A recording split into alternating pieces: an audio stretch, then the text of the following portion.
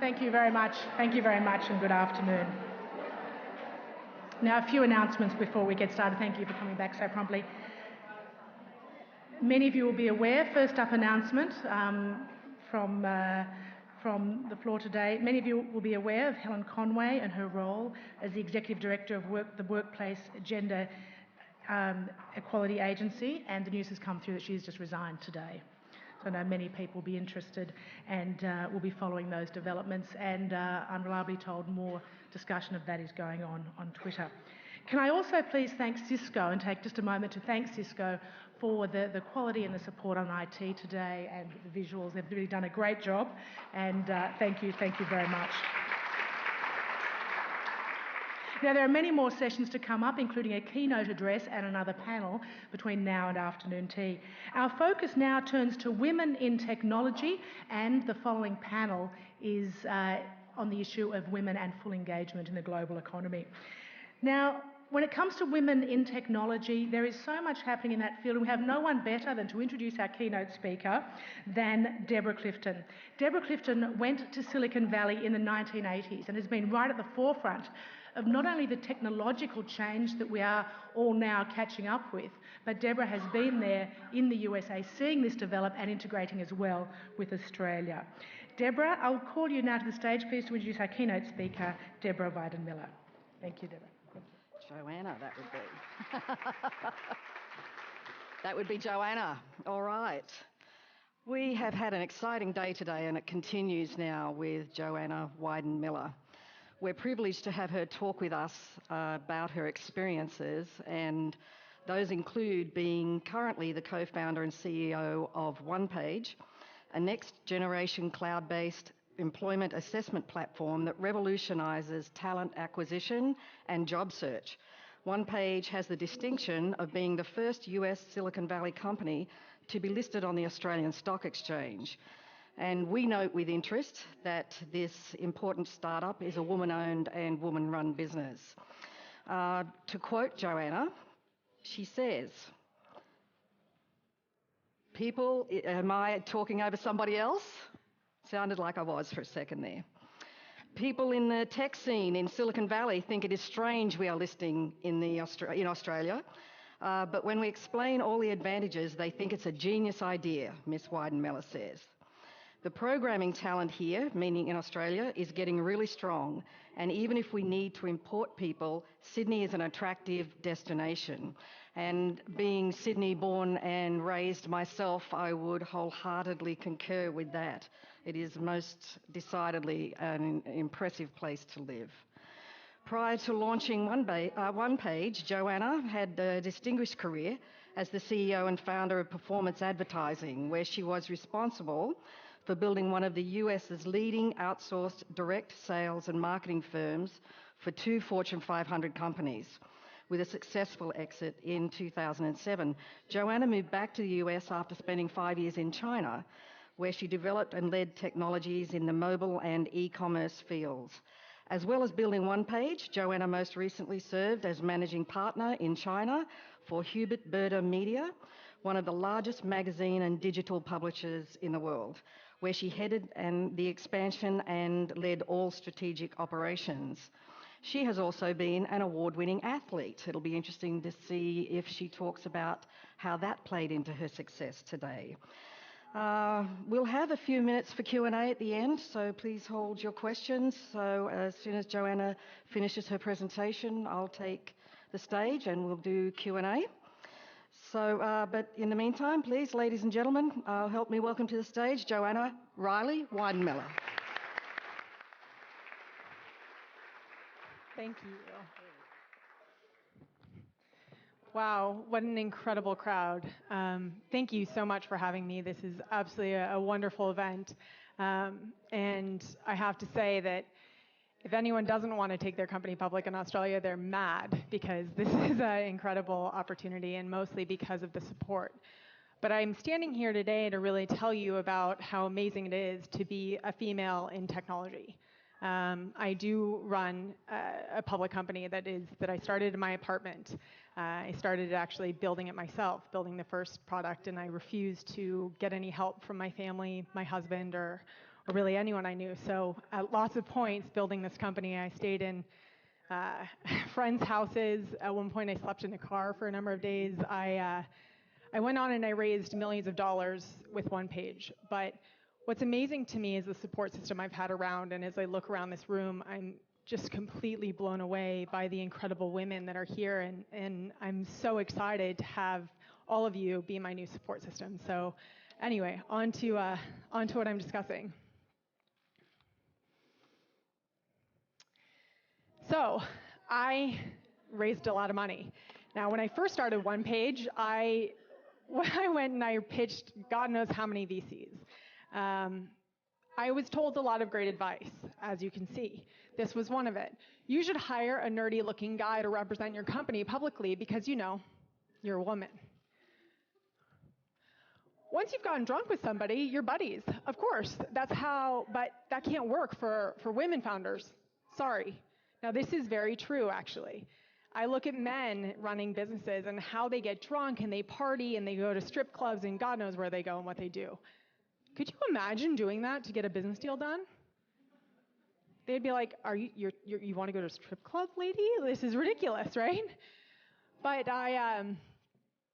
this one's my favorite. I decided to wear heels today, which I was extremely happy because I saw Patricia had very similar shoes on yesterday. So you should dress differently. Cut your hair. Don't wear dresses. Wear pantsuits. And how are you going to climb the business ladder in those shoes? What's shocking and what's amazing is this. We've seen women-owned businesses have grown actually 68% since 1997. Apologies, sorry, I didn't mean to click on that. And this has actually increased the business revenues by actually $1.5 trillion globally with women going into business. Now, as this figure shows soon, I'm not sure what's going on. Sorry, guys. This is what happens when you have a very high-tech presentation. Nope, you're not going to get to see that slide. All right, I will speak to you about it. As we can see, and we've heard this so much yesterday, as women more and more go into business, we're going to start seeing the growth in revenues. Well, since 1997, with all of the women that have come in, the increase of 68%, we've actually brought in an extra $1.5 trillion. Unfortunately, the women-led businesses only employ 6% of the US's workforce. And they only actually contribute to 4% of business revenues, roughly the exact same as 1997. So, why is this? Women actually are, I would say, and I'll get into it, but I would say that a lot of why women businesses do not grow at the same rate is because of the struggles for funding as well as the growth support. I will say that when I first raised One Page's money, I looked at, wait, are women really able to perform better than men? I mean, you know, I'm struggling so much raising money, and I'm struggling to actually show what I'm trying to do here. Am I actually just trying to, am I crazy? Well, what I found was this. Over the last 9 years, women perform better as hedge fund managers than men by 55%. This study was not done with 4 women and 4 men. The study was done with hundreds of thousands of hedge fund managers over 9 years. Also, companies with female CEOs outperform men by 55%. So what that meant was I knew that I had to continue to work extremely hard. Now, as I raised money, what I learned was this. One, at the time when I started my company and I first went to Silicon Valley, I built a product from my apartment, most days in my pajamas because I was in China. I had a European developer, so that meant that I was building it in the middle of the night. And I actually taught myself how to code specifically to build that product. I did not graduate with a computer science degree. I actually had, I was recruited out of college to work for the FBI, and I was recruited to actually train police in the Middle East, which they don't like women there either. So, not women with long blonde hair that are tall. why I left the FBI was actually because I couldn't stand working in a bureaucratic structure. I was an athlete, and I'll get into that in a little bit, but I had gone on, I started my first company at 22, I had a successful exit selling it at 24, and then I moved to China and I built another technology company. I had done a lot. You know, I was a managing partner of a huge media company.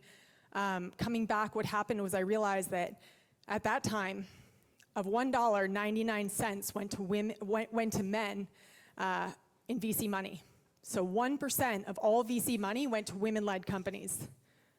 For every dollar, 99 cents went to men. That means you have to work extraordinarily hard. Today, 3 years later, it is actually only 3%. So 97 cents go to men. Now this makes it tough to grow.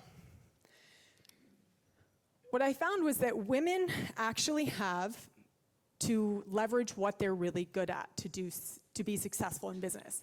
Now, the competitive advantage that women have is that actually women make less risky decisions under stress. Raising money, building a company, building technology is extremely high stress. This is a big competitive advantage because it's also the fastest growing sector in the world. And guess what? It's always changing, and you're always under enormous stress. But this isn't just because, this competitive advantage isn't just because women are nicer, they're able to build communities. No, this is actually genetic. We, through evolution, have cortisol, higher levels of our stress hormone, which we don't like when we're trying to lose weight or be skinny. However, it extremely helps in business because we are able to manage that stress. What also was interesting is this. Women scored higher than men on 12 of 16 leadership competencies. That means that we were able to actually outperform men across almost everything, especially the startling difference between us on takes initiative. We just get it done. Now, why do you guys think that we just get it done? What would you attribute that to? The magical thing that we can do over men no matter what. We can duplicate. That's awesome. If I was a man, I wouldn't be happy we were coming into the workforce either. We can create human beings. Of course, we can run businesses. It's not a tough thing, right? So instead, what we were able to do, because we lead these dual lives through evolution, we've been able to actually take initiative, get it done, button up our sleeves, and just be able to really delegate. I hire incredible people. They don't start, that's not how it started. I hired a lot of American Idols when I started. That meant they were standing on the side of the road and they were drumming away on a guitar, singing for pennies. And I was like, oh, I see talent here. And I brought them in. That literally is how I built my company, not with music people, but tech people. As you get larger, you start hiring like Celine Dion's, you know, the guys that sell out the stadium, right? Like, no matter what. But those guys in the beginning are really expensive. And now I have in my executive team men, a number of men as well as women. We include a team that has started early guys at Yahoo, early guys at Google, early guys at Salesforce, early guys at Yammer, which was sold to Microsoft for $2 billion. I have marketing guys that were executives at P&G. I have a board that is incredible. And I think that part of that is because we also learned that we need to surround ourselves around a community of people that are very strong around us. Now, this goes to show you that startling statistic I told you about. I just showed you we outperform men as hedge fund managers, as CEOs. We're stronger in 12 out of 16 competency, and yet this is the statistic. So what did you have to, what did people say? Well, just get drinks. Try and entertain them. You know how hard that is for a woman to say, okay, let's just go grab a drink? You know what that led me into? 1 out of every 2 VCs I pitched, they were like, oh, are we?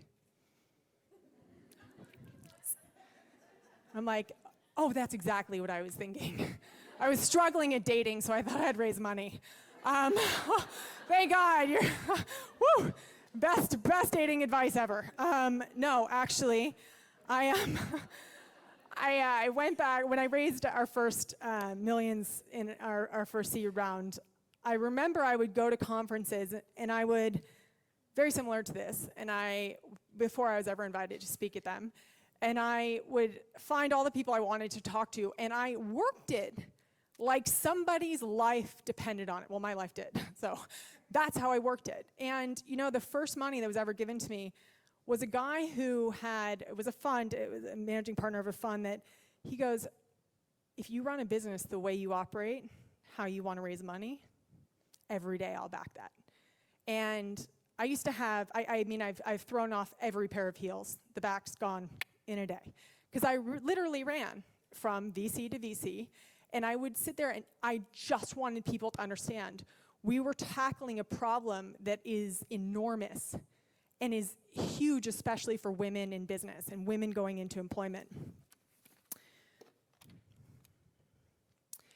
So, after all the no's, many, many, many no's, many men sat across from me and told me we would go nowhere. And what happened instead was, as we started to take off, as I started to build that great team, as we built a product that is being used by some of the largest companies in the world today, as we won everything from the next billion-dollar company from VCs to the #1 female-led startup in the United States to the most disruptive technology at Salesforce's Dreamforce, we had won award after award. This didn't necessarily mean it got easier to raise money. This meant that I knew that the world loved what I was doing. And so, when the time came to take our next really tranche of funding, I had a number of offers from venture capitalists. I also had very large acquisition offers on the table. But for me, I wanted to build a global company, and I wanted to build a billion-dollar company. Not because of the money, but because I realized that job creation and how people get jobs had to be solved. I didn't believe that people were able to be evaluated anymore on their background. If you went to Harvard or Stanford, you're significantly in favor of actually anybody else.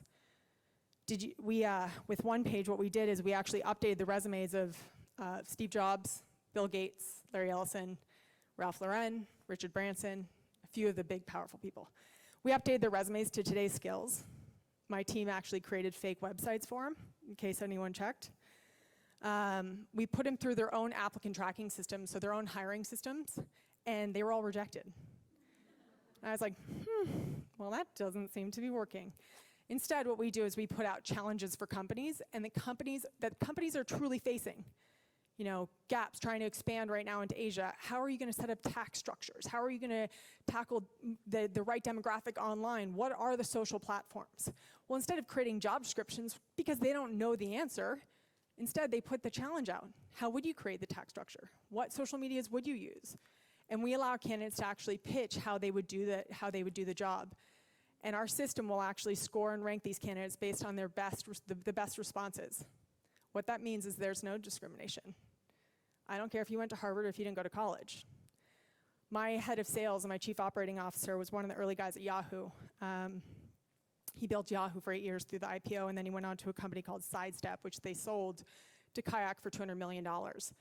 And then he was the first employee in the United States that actually, at Criteo, which is a $2 billion company. In every business he's ever worked in, he's taken revenues from $0 to $50 million in revenue over 1.5 years. It's a good thing to have in your pocket, right? That's why I hired him. But I also hired him because he was the exact epitome of my demographic. He was 19 years old when he was running a chain of health clubs.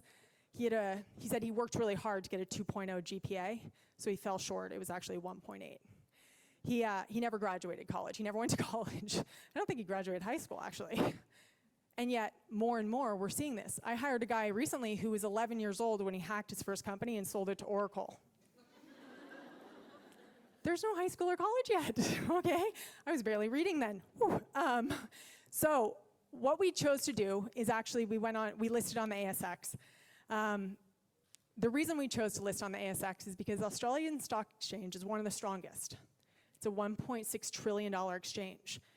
And instead of taking VC money that continued to dilute my company, which in the way, funny enough, how venture capital works. It's if you take your company public, it's in their bylaws to their own investors of the venture capital fund that they have to sell their shares the second their restriction period comes up. So wait. I was like, let me get this right. I might be a little slow. I'm blonde, so it could work against me. Slow it down. So wait, you want to give me all this money? You're going to take the majority of my company, say 75%, for me to build $1 billion company, and then you're going to exit the second that you can? Yeah. So why do we see Twitter? This is the biggest phenomenon as we see these VCs exiting and selling all their shares because now they're open. People have to find a replacement for that. What's interesting about Australia is, unlike the US's NASDAQ, which has a market cap of $200 million to list your company, which means you have to keep taking money and diluting yourself to get there, instead, we actually, here, you don't have a high market cap. So you can list a company and actually operate like a public company. Not only that, I did that because I'm building this company a democratic way. I built it for the world, and it's going to be run by the world. Therefore, I want everyone who believes in this company and what I do, including my company, including my employees, to be shareholders of this company. If they believe that this should change, then they want to actually support it. What's amazing is this. I took the right bet. We were so oversubscribed. We were about 10 times oversubscribed for our IPO. We selected our investors very carefully, all of them being large funds. And looking at the funds that we wanted to pick to actually go public on NASDAQ following this, because it's a very strong platform to list on NASDAQ. And all of those VCs have trained me correctly. But if there's ever a time, and I think this is so true for women, more and more women have called me saying, hey, I want to go down that same route that you just did. I'm the first Silicon Valley company to list on the ASX. I am by no means going to be that for long. I know the ASX is already in conversation with a whole bunch of women, so that's pretty amazing, or not women, a whole bunch of other tech companies. What's amazing to me is how many people called me that were women, and they said, yeah, you know what, I want to be pretty democratic too. Now, this was pretty interesting. Women, I'm gonna get into this in a second. Women had, when looked online, raising money, we just went through the numbers, right? 3% of VC money goes to women-led companies. Funny enough, women actually are, when put on a platform where there's no gender bias, so you can't see really if it's a male or female that's running the company, what happened is, how many of you guys know about Crowdfunder or Indiegogo or Kickstarter? Have you guys heard of those companies? They're online crowdsourcing platforms. You want to know what the numbers were? Women over men were able to raise 61% more money than men. Right? Like, wait a sec. How can those numbers be so wrong? So this goes into my point, and what I want to talk to you about is where we had women actually, when I was in college, I don't know why it's not showing, it's great. I was a recipient of Title IX. How many of you guys have heard of Title IX? Okay. Title IX allowed for, it was started by a number of women rowers, and I was a rower. And at the time, I held a record. And I was probably the top recruit in the country. What was interesting is that until 1968, women's sports received no equal funding. Actually, in rowing, what was interesting is that this started at Yale, that actually at Yale, they had, the women had to sit outside in cold buses, while the men, they dropped off the men from practice, and the men would shower for hours, while the women would get pneumonia and hypothermia. Because it's Yale, so it's Connecticut, it's freezing. There was no regulation. What Title IX actually went through in 1968, what it said is that no person on basis of sex be excluded from participation in, be denied the benefit of, or be subjected to discrimination under any education program or activity receiving financial assistance. I was a full scholarship athlete. I was also accepted to most of the Ivy Leagues on my academic performance alone. If I was a man, I would have still been in the top like 5. And yet, if I was in 1967, they wouldn't have ever given me funding. Now, women's sports are such a perfect example of where we have to see, or where we've seen quotas go into place that have been successful. Winnie talked about the apartheid yesterday. I thought that was a perfect example. Here's another example. And I'll tell you that every man in my college and university was like, respect, respect. We know what you do. We can't do that. And I found it amazing because I knew I was there because I was a woman. I knew I received that scholarship because I was a woman, but I was damn proud of it. You know what happened? The whole culture of every one of these universities changed.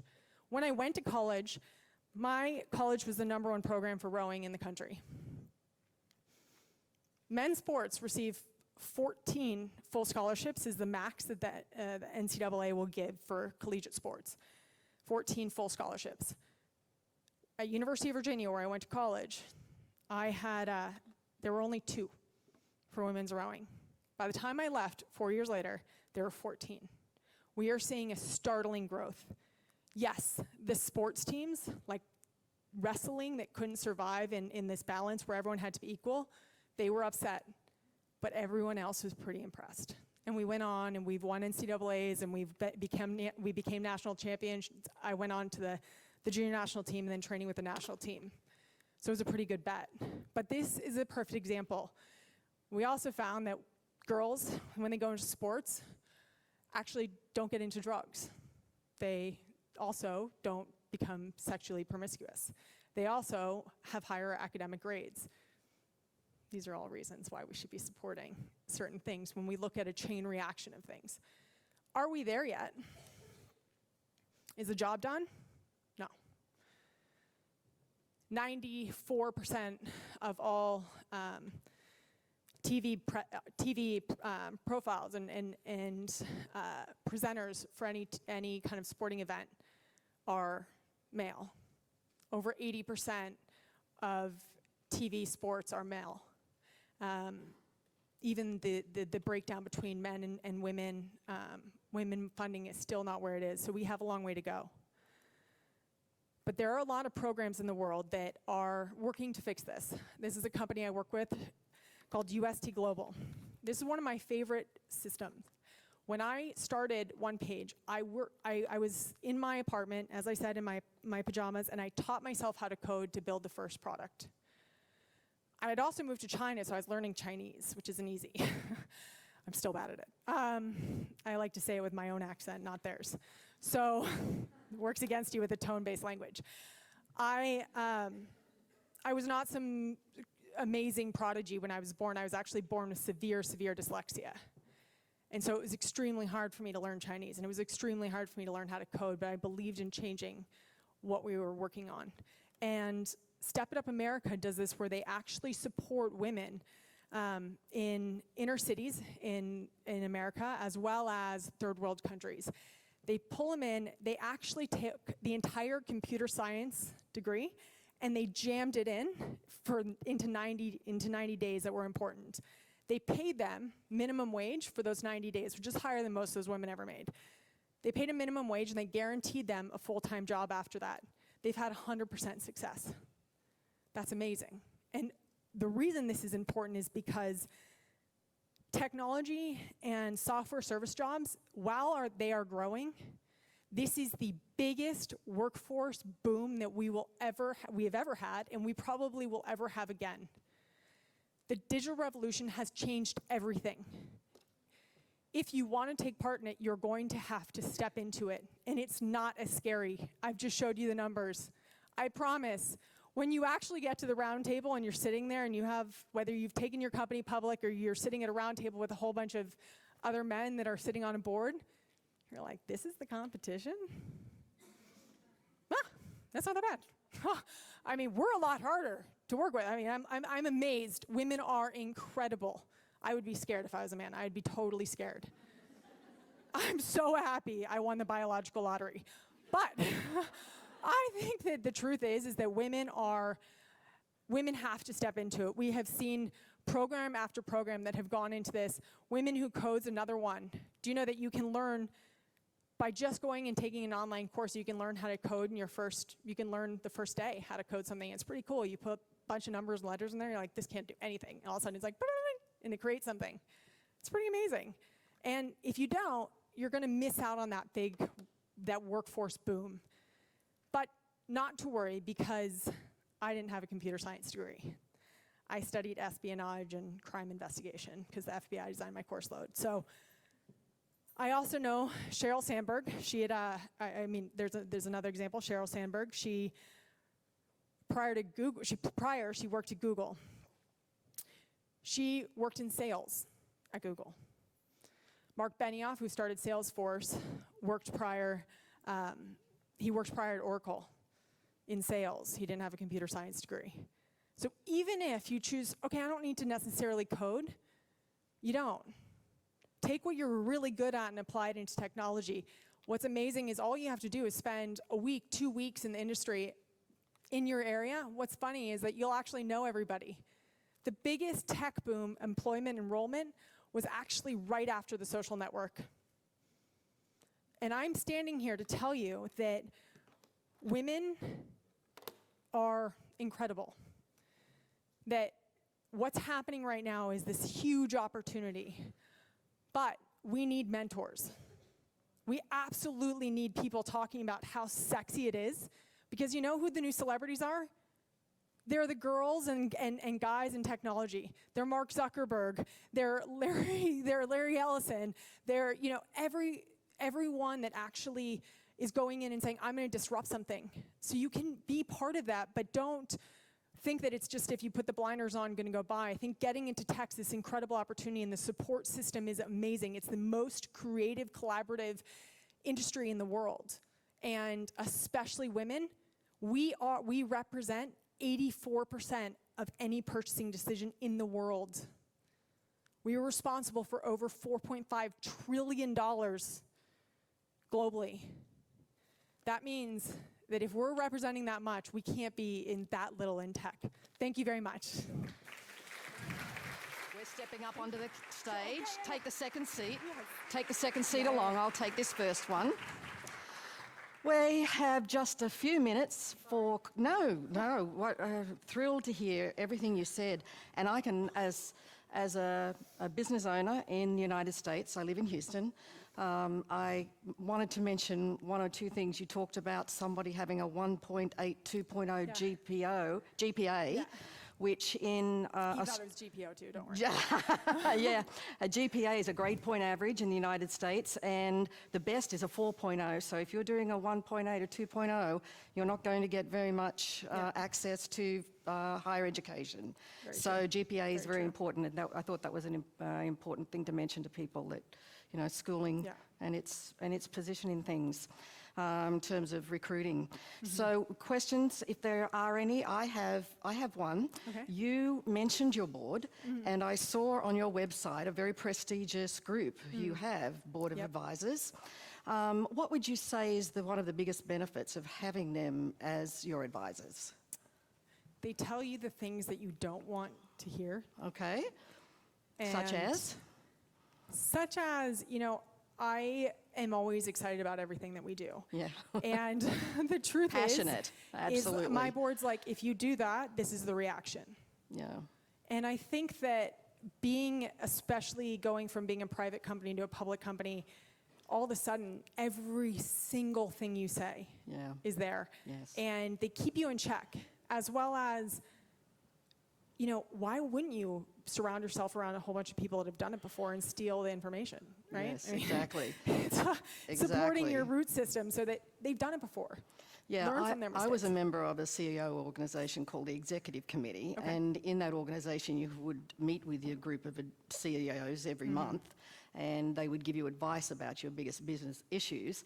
And what I found, sort of relates to today's activities, is that I was the only woman CEO in the room. I was the only single mother, for sure, in the room. And whenever my issues were put to the advisory group, they were very much dealt with in a very offhanded manner. Yeah. Oh, Deborah, that's no big deal, just do A, B and C. And ultimately what they would say to me is, Deborah, you need a wife. We've all got wives. That's part of your problem, is we all have wives to take care of these things that you're having to juggle and balance as a single mum, one of which was getting to the meeting on time. They didn't have to drop children at school for the 7 o'clock start meeting. I did. And so, you know, it's always interesting to me what kind of interaction you get as a mother, as a CEO, founder, a startup. What reaction do you get from the men who are advising you? Do you get an understanding of the difficulty of balancing your life? Do you get that? I do. I also understand and sympathize with men in a way that, as I said earlier, I would be shocked if a woman, all of a sudden, if I was a man and a woman came in and was doing what we do.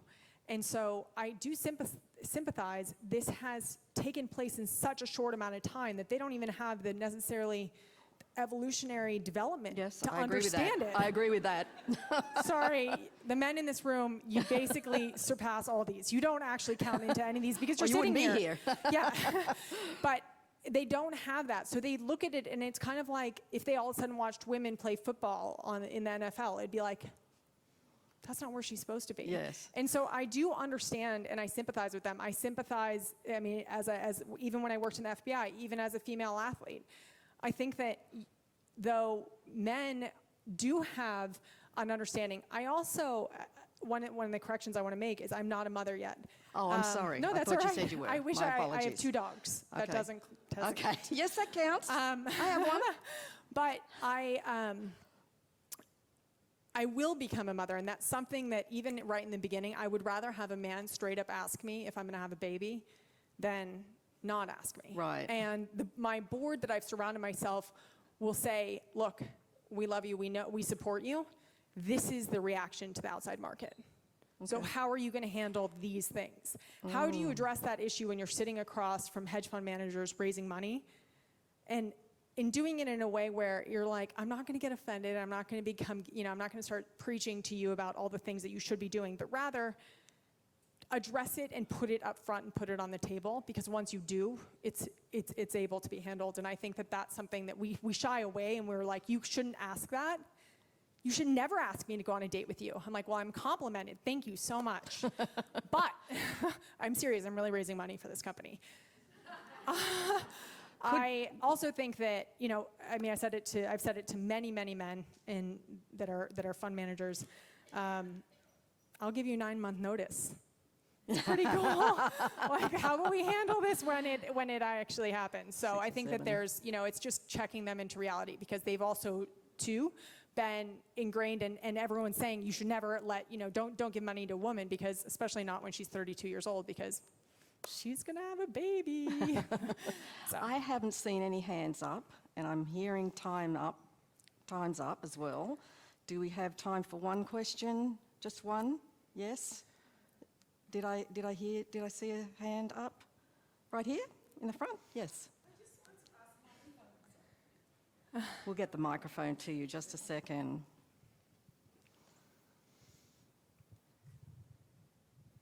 Thank you very much for your presentation. My name is Carol Langir from Australia. Hi. And I just wanted to ask you a question that's a bit off, but very important for women. Sure. It's not off, it's something very important, actually. I just said I love those, so that's good. Women and girls in humanitarian settings and crisis settings have kind of started turning to technology to communicate the issues that are directly affecting them, that they cannot communicate otherwise in the power sharing tables or in the peace tables, or where the conflict brokers are talking. Is it one area you've thought about? Are you keen on understanding and working with women in such situations? And is it something you'd want to think about? Oh, absolutely. I think that the fact that they're speaking is a huge step in the right direction. And I think addressing those, especially to those women, it goes to what I was saying at the end, which is be the example. My mom was a very successful movie producer. My grandmother was the first female pilot in 7 states. She ran a public company of 2,000 people when she was 20 years old. My great aunt invented Pampers. And so women kicking ass is not foreign to me. So I do know this, most women don't have that situation. Most women don't have that kind of example. Most women are facing horrible situations that they're trying to deal with and just get past. You need a hero. And I wish more and more women, and this is part of the reason too I believe in Australia. Australia is this huge untapped potential in technology and everything. And being the example and not letting it just stay into what it is and say, look how awesome it is to be in technology, to be a woman in business. It makes people want to become that.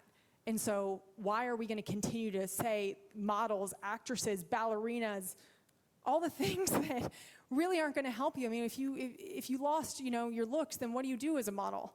But instead, why don't we be the new models, or these women, especially in this room, who are able to tap into that, especially me. I would love to tap into that and be an example and communicate with them, showing them how there are all these positives. Very good. Do we have another question? Do we have time? I'm sorry, I thought I was going to get a standing message when it was time to quit. Is it time to quit? Very good. All right. Please join me in thanking Joanna. Thank you so much, Deborah and Joanna. Thank you so much. Thank you so much. Thank you, Deborah. That was fantastic. The next session, Investing in Women, Full Participation and the Global Economy. We'll move straight on to that. And if I can introduce our moderator, Sam Mostyn. Sam is the President of the Australian Council for International Development, and she's also an in-demand non-executive director and sustainability advisor. Sam is on the boards of Virgin Australia, Transurban Group, Citibank Australia and Covermore. And she had prior executive senior roles with Insurance Australia Group, Optus, and many other groups. She's also been an advisor to the ADF. Thank you very much, Sam Mostyn.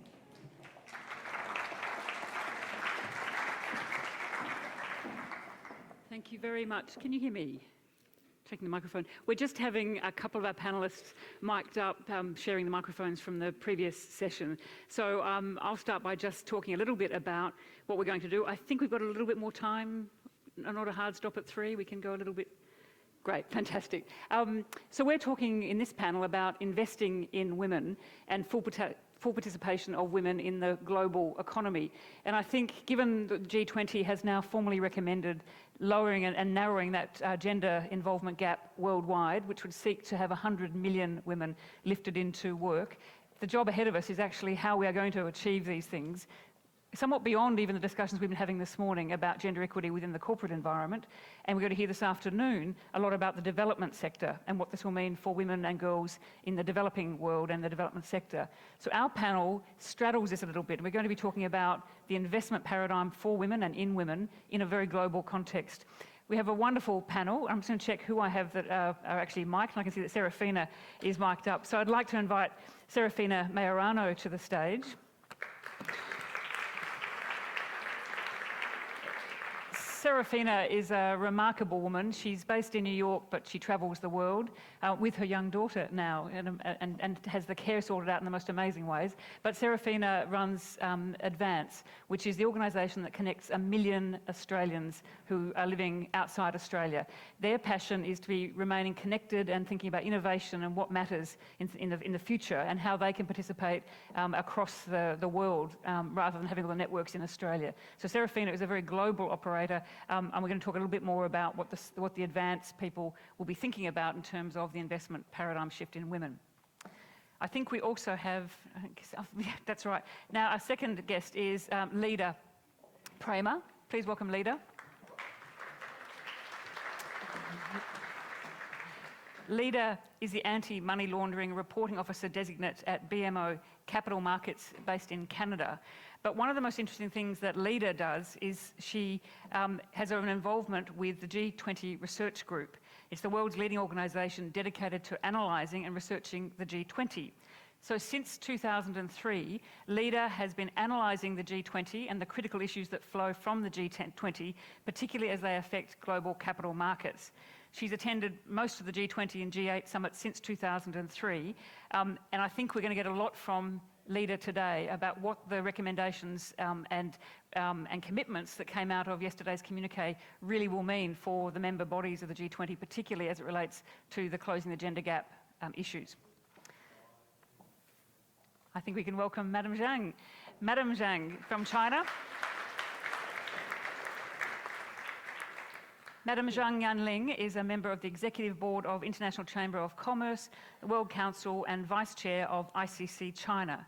At the same time, she is Director of the Law of the People's Republic of China on Negotiable Instruments, the Research Centre of the China University of Political Science and Law, and Senior Fellow at Chongyang Institute for Financial Studies, Renmin University of China.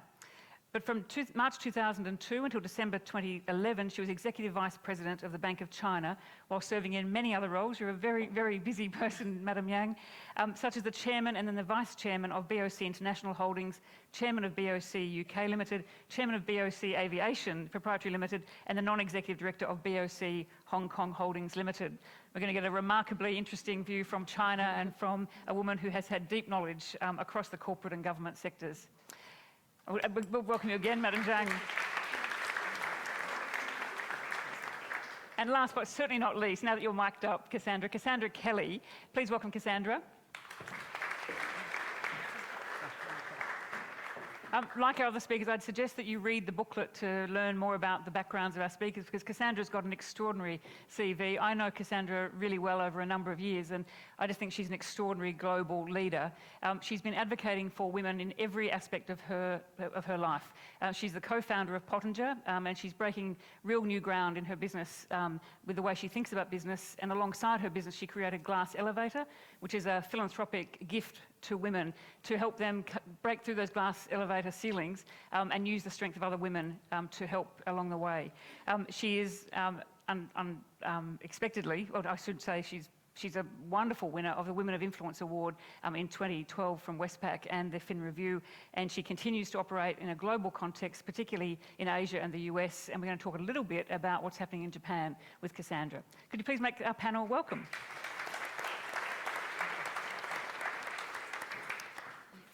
So I said to our panel in coming into this meeting that we'd love to hear from each of them briefly at the very beginning, to hear their thoughts from their unique perspectives on investing in women, and very much from a global perspective. And what would it look like for full participation of women in the global economy? And I know that Cassandra would like to make her remarks from the podium. Our panellists can choose the podium or sit here. We'll have about 5 minutes from each of them, and then we're going to have a bit of a chat here, and then we're going to get to as many questions as we can from you. So I think, Cassandra, given that you'd like to start at the podium, we might start with your opening remarks. Thank you.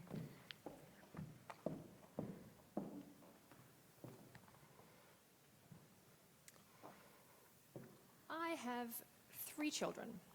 2 boys, 1 girl. My firstborn was a boy. My second, a daughter. Seconds after my daughter arrived in the world, the doctor said to my husband, "Come on, Nigel, what is it?" Nigel looked at the doctor a little confused. Is this a trick question? He looked at the bundle of joy that was crying, screaming in a strange colour. He replied hesitantly, "It's a baby?" "No, Nigel, it's a girl." Imagine a world where, as Winnie pointed out yesterday, each baby was a child, equal, where the birth of a boy or a girl was equally exciting for all. My children, they all play cricket. To play competitively, my daughter has to play with boys 3 years older than her, because there are not enough girls playing. She and I were standing at my 6-year-old son's cricket training 2 Saturdays ago. I and another mother had joined in the fun of gathering and marshalling all the boys. We sorted out the disagreements. It was my turn to bat, but he's batted already, and I wanted to bowl. We corrected their swings. We pretended to be champions. We wiped away the tears when things didn't go right for any particular child. At the end of the training, the coach announced, listen, I'm not going to be here next Saturday, so I'm going to hand over to one of the men because the dads know how to play cricket.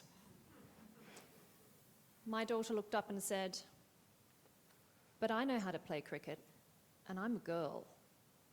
She felt sad. Some of these 6-year-old boys, already learning stereotypes, may be our future leaders in the 40s and 50s, and perhaps even sooner. I was in the car the other day, driving to sport with my oldest son. Yes, there's a theme of a lot of driving. He's a really sensitive soul. A male driver was consumed with rage and tried to ram into my car at least 2 times. My son was frightened. He was confused. He looked back at the driver. Alexander, don't look back. Look straight ahead, darling. What's happening, Mummy? I will explain later. I brought the car in the middle of a street, peak hour for Saturday shoppers, in full view. I searched for police car, no one in sight. I hoped that by bringing my car to a standstill, maybe this would give the driver some time to calm down. I watched as his wife screamed at him, begging to stop with the craziness. I watched him silence her. My son was horrified. Why did she let him do that, Mum? Why did she let him do that to us? I explained that she had tried to get him to stop. And I explained the nasty consequences for her. Then why does she put up with him? Why does she put up with it? I did my best to explain the devastating consequences of domestic violence. I did my best to explain to him that this was just another reason that it is so important that women are given equal opportunity. No woman, Mum, should have to put up with that. I'm sorry that that just happened to you. You see, for some of us sitting here, full participation may mean a better job. It may mean getting further ahead in our careers. But for some, full participation means emancipation. It is to be set free. It is to be liberated. Yes, Winnie, indeed, it is a human right. And it is not just a mindset born out of reality, and it is not just a mindset, but born out of a reality where all the intervening impediments are removed. And it applies to every corner of the economy, whether business, government, where we heard before, sport. Some of us will have read The Fish Rots from the Head, and we are reminded that the messages that get sent from the top are incredibly important. Full participation is about social justice, human rights. It's about financial necessity. In order for people to pay for increasingly expensive lifestyles or pay off ever-mounting levels of government debt around the world, we are going to need more people working. We may not have the luxury of squandering human resources. As the Secretary General of the OECD said yesterday, for some countries, he talked about Japan, full participation is the only hope. And it's also about common sense. Getting ideas from only 50% of the pool is frankly at best dumb. It's like going out and hiring blokes, translation men whose names begin with the letters A to M because it's really just too hard to go and look through the rest of the alphabet. Yes, I have a daughter. And yes, I want the world to be fairer. I want the world to be more interesting for her to explore and for her to contribute. But I have 2 boys also. And I believe that through full participation, that my boys will also prosper. They will enjoy a more sustainable, more peaceful, much more decent world to live in if we see full participation. This is not just a woman's issue. This concerns us all. This concern is mine. It is yours. It is theirs. It is ours. Thank you.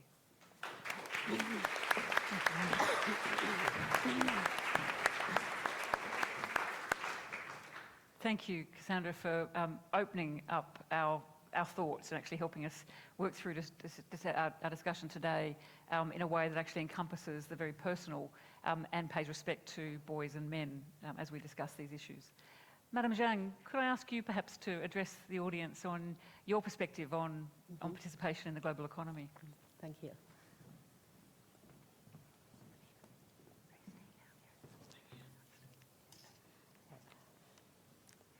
Thank you, Chairwoman. Ladies and gentlemen, I'm very glad to attend this conference, which reminded me the occasion of 11 years ago in Davos, when I delivered a speech at a forum discussing the features of influential female leaders. History does not repeat itself, but is always a striking similarity, especially at a time when the need of new financial reform and global governance has become increasingly popular topic. The role played by women in every aspect gets more and more significant. Today, how time goes is mainly featured by frequently happened and escalated financial crisis, coupled with profound changes in world economy and political setup, great geopolitical risk, global economic recession, all of which reveal the truth of world economy imbalance and the mismatch of global governance to economic structure. Calling for higher personal qualifications, all these have brought about altered challenges to the leaders of the governments and the enterprises throughout the world. An influential leader is an aggregation of strategics, organizer, and coordinator.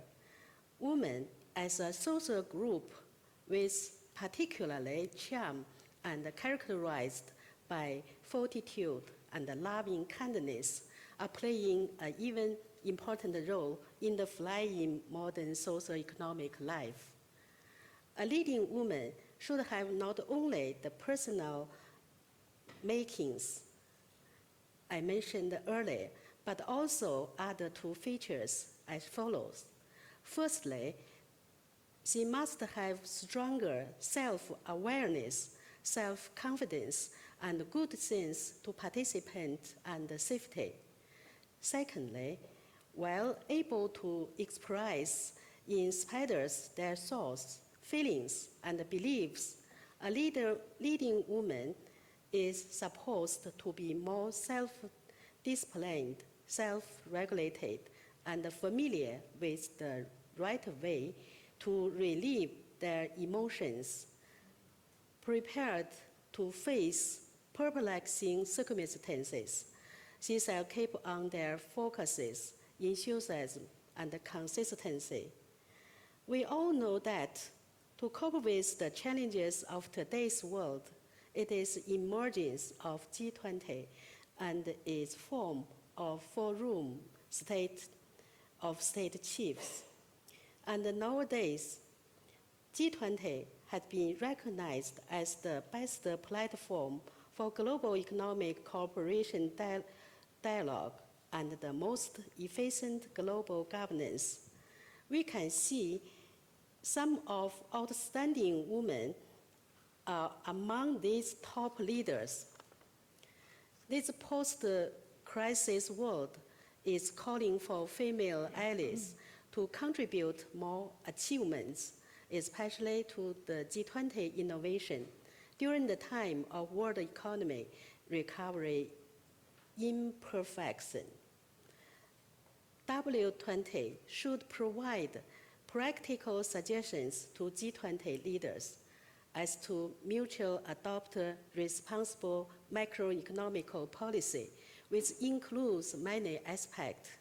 Firstly, government should release domestic economic policies which can promote a sustainable growth of the world economy, but not only rely on the stimulating and the easing.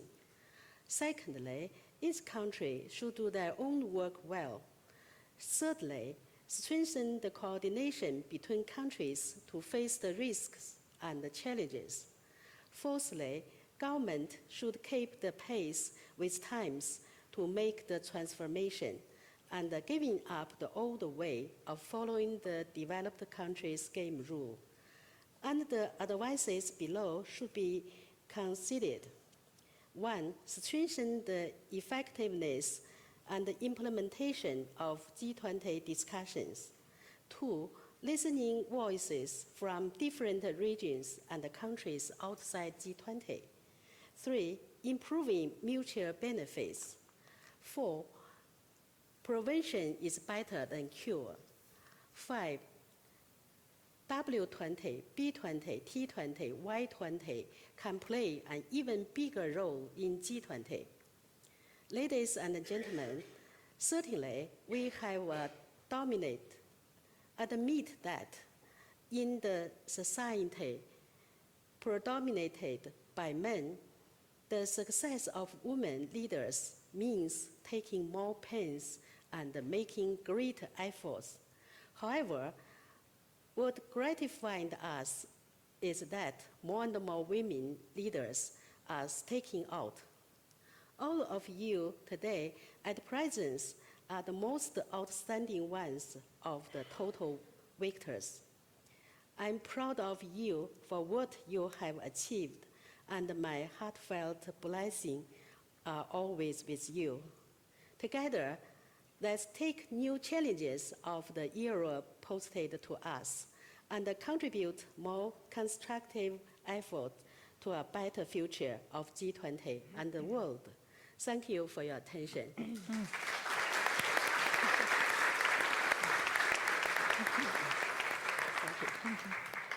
Thank you, Madam Zhang. It's lovely to hear the focus on women as being better at self-awareness, self-discipline, self-regulation, and actually being called upon post-GFC to actually sort of fix some of the problems that actually led to a crisis. So thank you very much for those insights.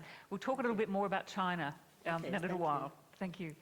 I'll turn to Lida. Lida, the G20 is your natural environment, or the Gs are all your natural environments. You know what they do, you know how they operate.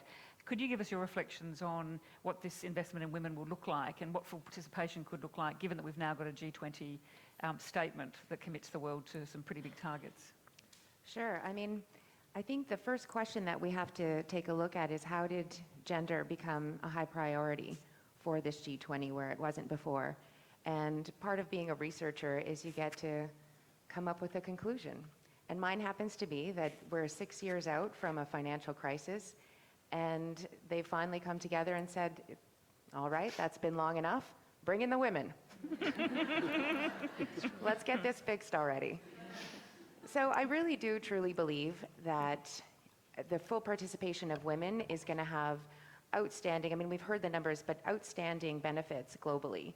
And it's not just for the developing countries where this can make the biggest difference, but also in the developed countries as well. The 25 by 25 participation rate, we've heard different people say it either is a long time, it's too long.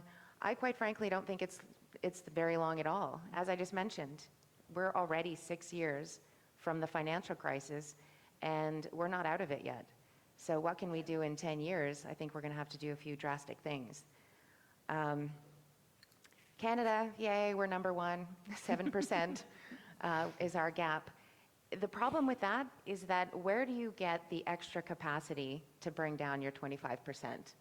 So what you have to do, because I'm a solutions person, is you have to take a look at, so how did we get to 7%? What's in there that we can solution for. Now, with the developed countries, what you have are things that people may not always think are obvious. In Canada, we still have low-wage earners. We've also got our Aboriginal communities that we can look at. What we also have is we have a lot of immigrants that come to Canada. And one of the things that we can look at on that front is credential recognition. So you have a lot of people that move across countries that are doctors, surgeons, and so on, professionals in one country. And if you don't have proper recognition of your credentials in another country, back down you go. This is what we're talking about, quality of jobs. There's a joke in Canada, if you're ever sick and need to see a doctor, call a taxi. Because we have so many of our taxi drivers that are actually surgeons and doctors in other countries, and there's a very long recognition process. Now, what else can we do to solve this problem? Because it really is something that it's great to see on paper, but again, it needs to be solutioned. And it takes me back to, so the bank itself is actually, we're great at gender and diversity and moving things along for women and empowering women. And so we had a sponsored talk called He Said, She Said. And in this talk, honestly, men and women, probably equal participation in the conference. And they talked about the difference between men and women and their brains. And so I'm not going to get, I'm no doctor, so I'm not going to get into the deep science of men and women's brains. But the takeaway really was, men look at one problem at a time. They say, here's my problem, I'm going to solve it, let's move on. And women very much have brains that want to encompass a lot of different things to solve a problem. So whereas men say, here it is, move on, women say, but what about this, and what about that, and what about this, and we have to take this into consideration. And so, I mean, for the bank brought everybody together so that the men can understand how the women's brains worked, and the women could understand, not that we didn't already know that men problem solved one at a time, but so that there would be a better understanding. Because we've heard in various panels that what you need to do is not just focus on building up the women, but building up the understanding on the male side. So again, I thought I'd try the one problem at a time approach. And I thought, what can I do, again, with this, the participation rate? And it brought me to, what am I good at? Finance. So let's look at that. So there's two different things that I think are going to be able to help on this front. One is financial inclusion. Now, this is a big priority for the G20. It's been so for a few years now. And if you take a look, there are 2.5 billion people, or half the working age population, that's excluded from the formal financial system. So what does that mean? It means we need new products and new business models. So things like mobile banking. So financial inclusion really is about providing banking services and financial services to those who are either marginalized or just basically out of geography aren't included in the formal system. Now, if I put on my anti-money laundering hat, identity verification with this new financial inclusion, it's the heart of anti-money laundering. And so what you have here is a danger then of corruption, of terrorist financing, of money laundering, just as anywhere. And so I think it's a real challenge for financial inclusion, because if you can't identify the people that are behind the accounts, you're opening the door to a lot of malfeasance. Now, the other thing I'd like to focus in on is microfinance. And 20 million people have been served through microfinance, and 74% of which were women. Now, Grameen Bank, which is one of the largest microfinance institutions, they're at 90% for loans to women. Now, why is that?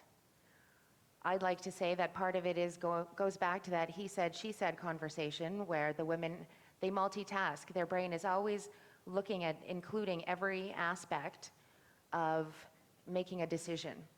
And so what you have is women have a very high repayment ratio, so their credit is usually a lot better.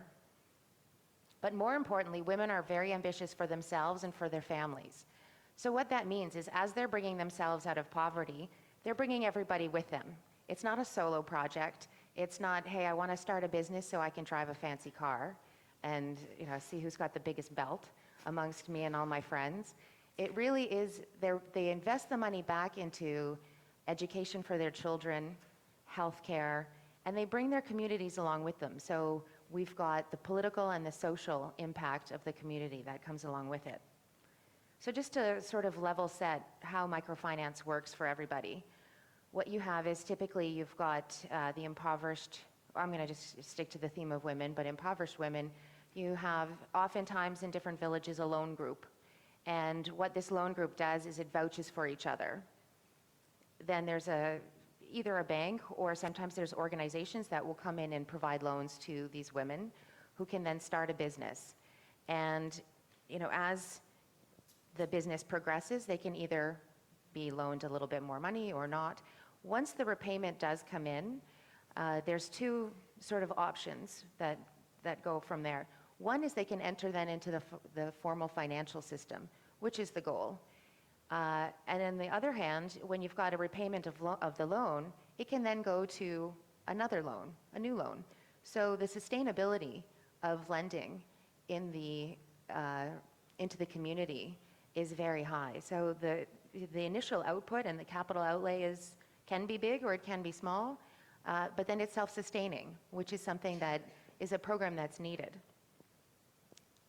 So just to give you an example, I thought this was actually pretty good. There was an indigenous women's group in a village in India. So this is just an example of how microfinance can be used.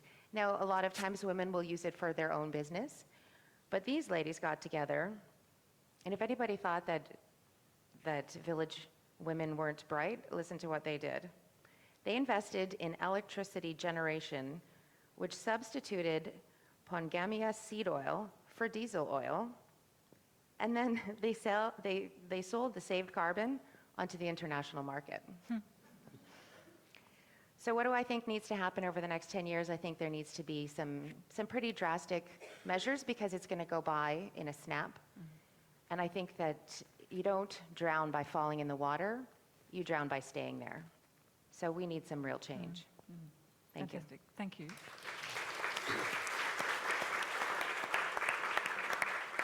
Lida, you reminded me of a moment when I was sitting on an executive committee reporting to a chief executive, and he asked me to do a presentation to our executive about the benefits of gender equality in our organisation. And I gave the presentation and I finished up with the great financial benefits and thought I'd done a brilliant job. And when I finished, I asked him how it went, and he said, well, because you didn't hit them with the answer in the first 30 seconds, you lost them on the way. Didn't matter how great the initiatives were, why you were doing it, because you didn't put the financials up front, by the time you got to the financials, they completely turned off, and they were all men. The rest of the committee were all men. So this idea of how you speak on these topics, I should have started the conversation with, we're going to save $10 million this year, grab the attention, and here's how we're going to do it. And that he says, we've been hearing that today a lot, about the conversation between men and women on this topic. So some fantastic stuff there. Serafina, you have this amazing network of people all around the world, all Australians, offshore, who sounds to me like are very creative. They think differently because they've moved overseas.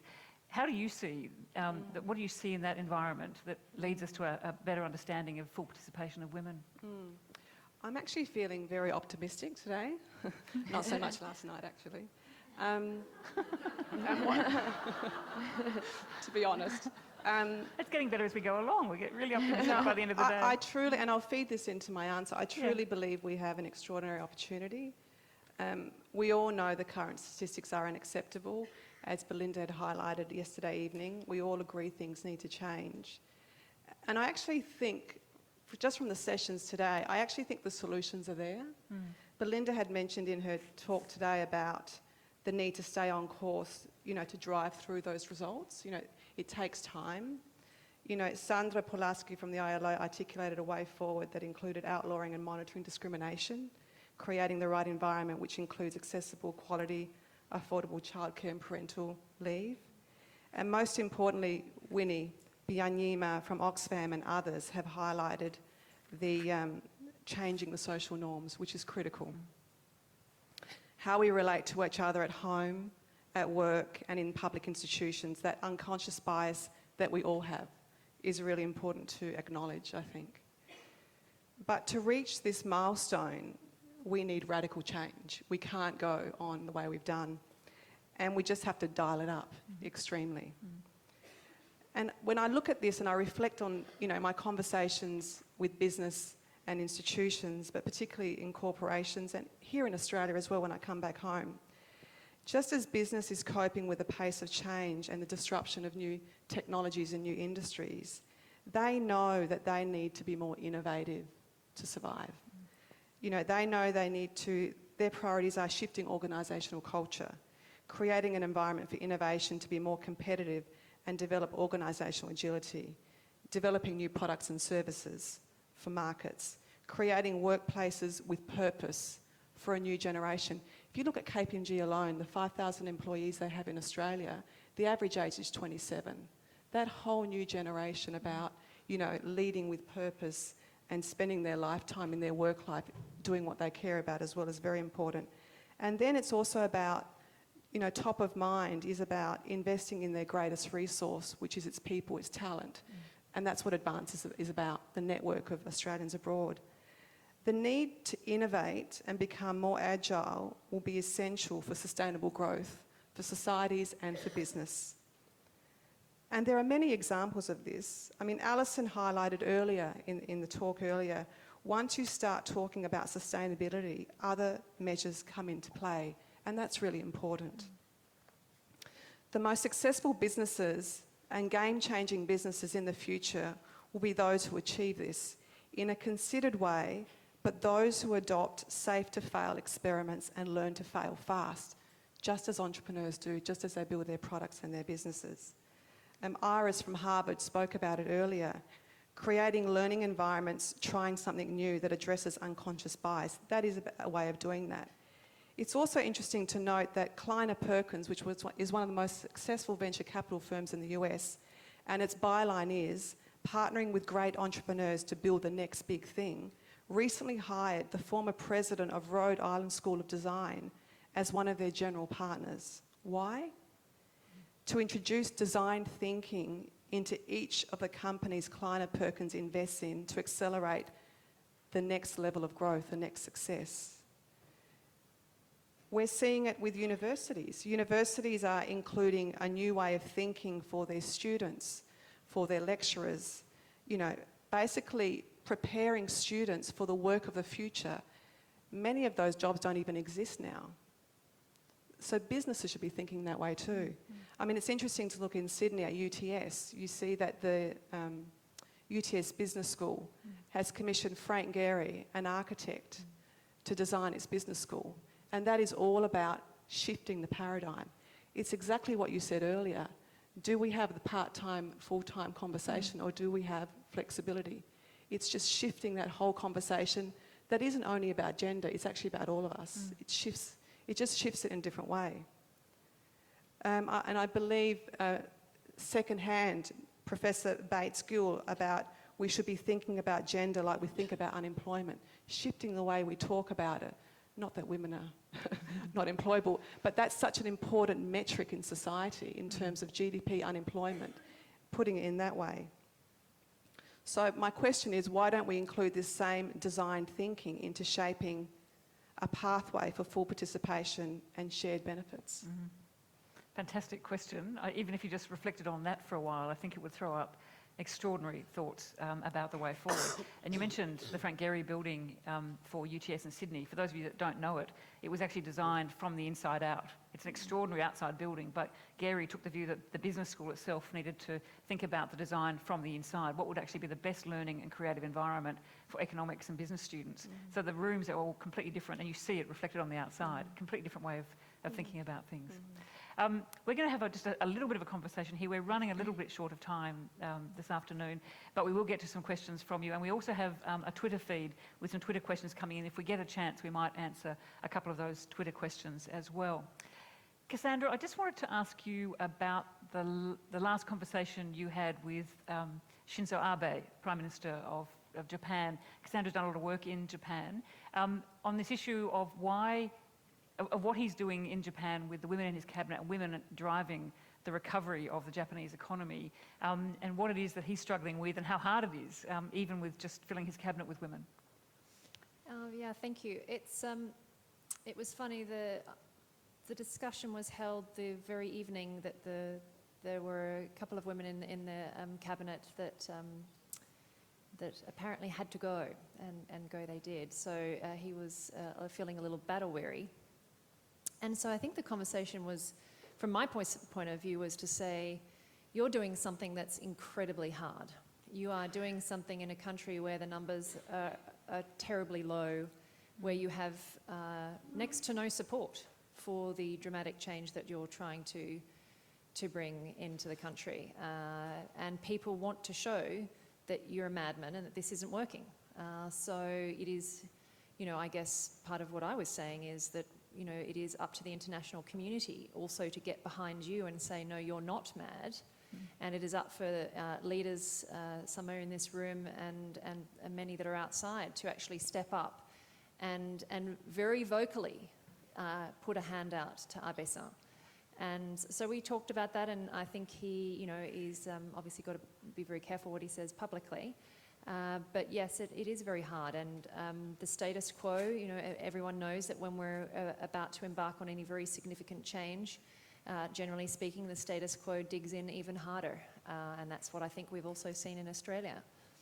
As we have tried to move the dial, some of the status quo, it's very scary, and B, a lot of vested interest stands to what they see as, unfortunately, to lose. It seems like you win or you lose. So I think that's exactly what's happening in Japan at the moment. And the stakes are very high, which is simply you overturn your prime minister. You turn him into a fool. We told you so. This was never going to work. And we can just, fortunately, just get back to where we were, because it was working so brilliantly with zero growth before. Let's just go right back there. So that was the conversation. So I think it is really important, incumbent on all of us in this room, to be very noisy, not just for our own leaders and give them support where you see them embarking on brave and bold policy, but also for leaders out there in other countries who may have constituents that are less noisy than we're able to be. And Prime Minister Abe did take early advice from women like you, yes, about the need to actually put women at the centre of the economic recovery of Japan. Yeah, I felt enormously privileged. In fact, it was Liz Broderick, who we've spoken about, who recommended me initially, and I was flown over to have one of the very first discussions to a very large room of important people. And they've sort of got a gender bureau and various other director generals to talk about this very issue. And I was given license and permission to do something you wouldn't normally do in Japan, which is to say, the numbers are very, very bad. And normally you would just stop at the numbers are very, and you would not finish the sentence. But I was actually encouraged. So he has been very brave. You may not agree with everything that he's done, but he has been very brave, and the stakes are very high. Yeah, it's a fascinating insight into just how complex change is, and particularly in a culture like the Japanese. Yeah. Madam Zhang, would you like to give us a bit of an update on how things are progressing for women in China? In China, generally speaking, the women's political and economic status have improved greatly in recent years, and many more women have been taking part in making decisions and management. Before I come here, join this seminar, so I have found some numerous to tell you about the Chinese women's the positions. As from last year, the women accounted for 24.1% of China's civil servants, 23.4% of NPC deputies. NPT means National People's Congress, and 17.8% of members of the National Committee of CPC, PCC, means Chinese People's Political Consultation Conference. Among the 21 million scientific and technical workers, 40% are women. Also, 25% of entrepreneurs are women. But I think it should, though it is pretty good, but from Chairman Mao's saying, Chairman Mao, you know, our founder, Chairman Mao said, women have the sky. So the Chinese government should need to do more for the women. So, for example, continue to protect women's rights in accordance with the law and promote the development of women's causes. Fantastic. It's great to hear that there is progress. It explains a lot about today there being a new trade arrangement between Australia and China, and hopefully women will be the beneficiaries of that too, we would hope. We would hope, yeah. Thank you. We're running very close to time. I might do one more question before we do a bit of a wrap-up. And some of us, I'm afraid, have to go off to another session that's running concurrently with starts at 3 o'clock. So you're going to lose some of the panel, but we're going to keep going for those that can stay, if you don't mind. I was just going to ask Lida, when you talked about that sheer number of women excluded from the formal system and what that means in terms of managing through bringing those women into the formal economy without the issue of corruption and the identity issues, could you see there being creative pathways that will solve those problems, or is it one of the great blocks to full financial participation by women? I don't think it's insurmountable. But I do think that it is an obstacle, and it's something that is currently being looked at. So they know that it's a problem. The Financial Action Task Force is looking at how do we have full participation, including proper identity verification, in order to make this happen. Because financial inclusion is far more important than being able to go see somebody's driver's license, right? There have to be some alternatives. There have to be a means. It can't just stop at it's not going to happen. So we need to get creative in our solutions, and the international organizations are currently recognizing that and are working towards coming up with a solution. Okay. Thank you. I was listening. That's the beauty of being a woman. I was just going to see if I wanted to, keep going. Oftentimes I will. Do keep going. We will have to, I think the people involved in the panel next door are Cassandra and Serafina. I have to go as well, unfortunately.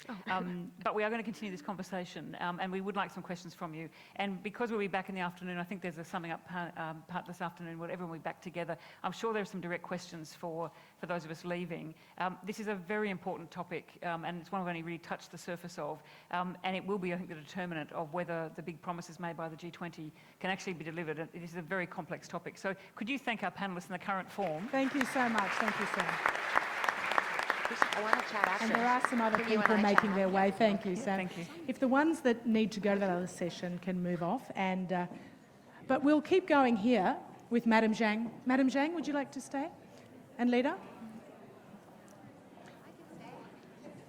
Thank you. That's right. And it's a time, I think, to get some questions from the floor. So if we could have, down for a second, we'll stay for I know there's been a lot of fantastic panels and people haven't really had a chance, but now really is the time. We'll go until about quarter past before afternoon tea. So please raise your hands and we'll get the microphone to you. And we might first of all start to, if you have general comments that aren't necessarily a question, that's a good time as well. We've got a question over here, and I'm mindful the people at the back haven't really had a chance. If we've got a microphone over this side.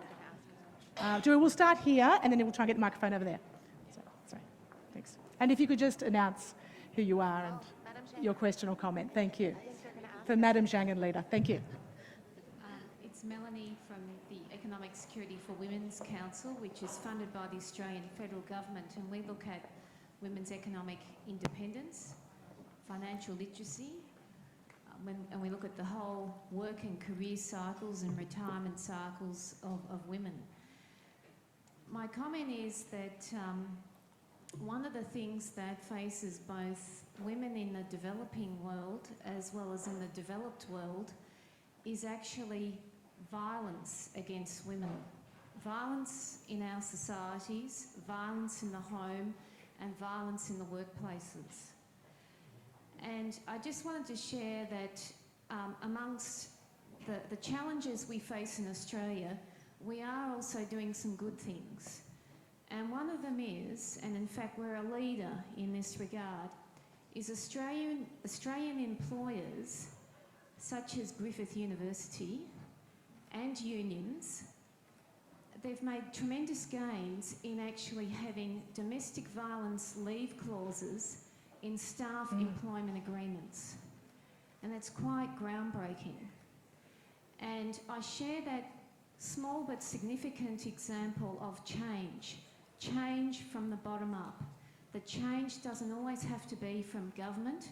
Change can come from different parts of our economies. And I'd encourage all of us to look at our own sectors and networks to see how we can take responsibility for change. Thank you so much. And we'll take more time for comments now. There's one over here. And if the next one can perhaps get ready over here. Thank you. Heather Pearce. Lydia, with the G20 governance, we did talk about it in a previous conference. How will we track the actual gains or lack of progress? What can we put in place for transparency and public accountability, especially in countries that may have a track record of hiding some data? And how will we prevent some of those fudgy figures? Because we might appear to be doing the right thing, but some of that progress may be temporary and some of it may be with one current minister or PM, and then of course over that 15-year period we might have 6 PMs. So what are we going to do to track progress? Do we name and shame, or do we have some way of actually monitoring? Lida, before you answer, I'll take one more question just so we can get a few thoughts up there. Anyone else from over this side or up the back who hasn't had a chance? Because we can then add that to general discussion. Is anyone I'm missing out on that can't see? That's all right. Okay, sorry, Lida, please. Thank you very much for that question. Yeah, I'm a big fan of naming and shaming because it really is what the G20 is about. It's about every year sitting down across from your peers and having to answer for whether or not you've actually done what you've committed to. And we've got the G8. Oh, am I not on? Sorry, is that better? Can everyone hear me now? The G20 and the G8, when you sit around the table with your peers, you really do have some accountability. You have to answer for whether or not you've actually done what you've committed to. We also have the G8 and the G20 research groups, and they've got fantastic websites, and they put out a compliance report every year. And in fact, they put out a midterm compliance report as well. So anybody can go to the website, and in fact, sometimes governments will go to the website. They'll take a look at the score that they've been given and be mad. That's life. Get it done, right? It's not a complicated scoring system either. It's -1 if you've done something completely against the commitment you've made. It's a 0 if you've done nothing, and it's a +1 if you've complied. Not a lot of gray area. So that's part of the accountability when you have something and a group that actually monitors what's happening and what's going on. As far as transparency goes, these are, again, with having this at the G20, it really is a big deal that this was put on the agenda because it starts at the international level, and then it's going to trickle down into the national levels and jurisdictions, into the national circumstances. That's where things can get a little bit murky. You've got a lot of different countries around the table, a lot of different cultures, and all of these things need to be taken into account. That's where we might fall into a bit of a sticky wicket, is making sure that people comply, but that they comply as well based on national circumstances. Lida, thank you. Further questions? Further comments? I might ask Madam Zhang if I could. For China, with the 25-25 target, what are the first one or two priorities that are going to affect the Chinese government as it tries to implement that? You know, recently, Chinese government has do a lot of, how to say, the real, for the real economy, not only China, but also the whole world. You know, there's a one road, one belt. That means the Silk Road. So, and around the road, we will, with Chinese government to put some monies, and also for the new DB, and also so many. And this from this G20 meeting, we have also set approved some project also. So in this time, I just want to the first question is about the theme of women. I think we have a lot of things to do today, because I will directly to Washington DC to join the ICC board meeting. But I think the women meeting is very important in the world. So yesterday evening, when I studied and implemented the G20 leaders communique, so I find there's I think you can read this. At last, they thanks acknowledgement. We thank the business 20, civil social 20, labor 20, think 20, and the youth 20 for the important contribution to the G20 work. So I was surprised why W20. And tomorrow I will join the W20 to have this important meeting. So I think the women, the female in the whole world should be together. And why only omitted the W20? So I was surprised. So I think we have a lot to do. Thank you. Thank you so much, Madam Zhang. Are there any further, before we wrap up this session, please don't sit quietly if you really wish to make a comment or ask a question, because it is the time. There's been so much today and so many similar themes. And remember, the thought was to have this not a gab fest, but really be seeing pathways clear. So please, microphone nearby, or perhaps just a very loud voice. Hi, I'm from the National Association of Women in Construction. So we're all for empowering women. There's a microphone there. Hi, I'm from the National Association of Women in Construction, and I believe we had a quick catch-up at lunch. I think the metrics and the targets are brilliant. What I'm interested in understanding is whether you think our monitoring and evaluation is adequately capturing some of the intangible benefits of decisions and capturing some of those things that are a little difficult to measure in terms of participation and benefits that are brought from growth and the targets that we're setting. For me, because my poor English, I'm not quite catch up with you, but I think our work is more difficult, especially just now that sister have mentioned, especially in the developing country. There are so many work to do. And though the G20 have decided some target, but how to let the whole world to realize, concentrate, and the explanation, I think is a long way to go. I think a lot of the intangible benefits or the offshoots that we're going to see are very hard to measure, because what you're going to see is generations of young girls who are going to go to school because their mothers work.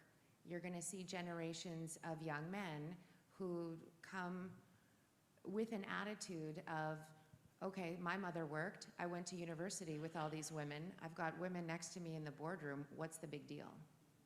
You can't really measure that. But I think there's also a lot of things that can't be measured that are going to need to be taken into consideration to make these goals happen.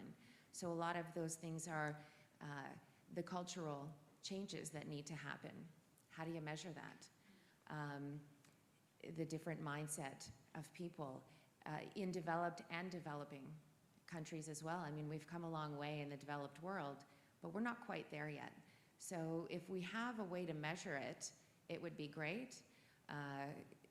I'm sure once women become fully participant in the workforce, the men will find a way to tell us, you know, how they've benefited in health and so on and so on, and take some of that, of the accolades, because wasn't it a brilliant idea? But I really do think that there are a lot of intangible benefits as well as challenges that we need to get through. But measuring intangibles, that's probably the biggest challenge of all. Thank you very much, Lida and Madam Zhang. Please thank them very much.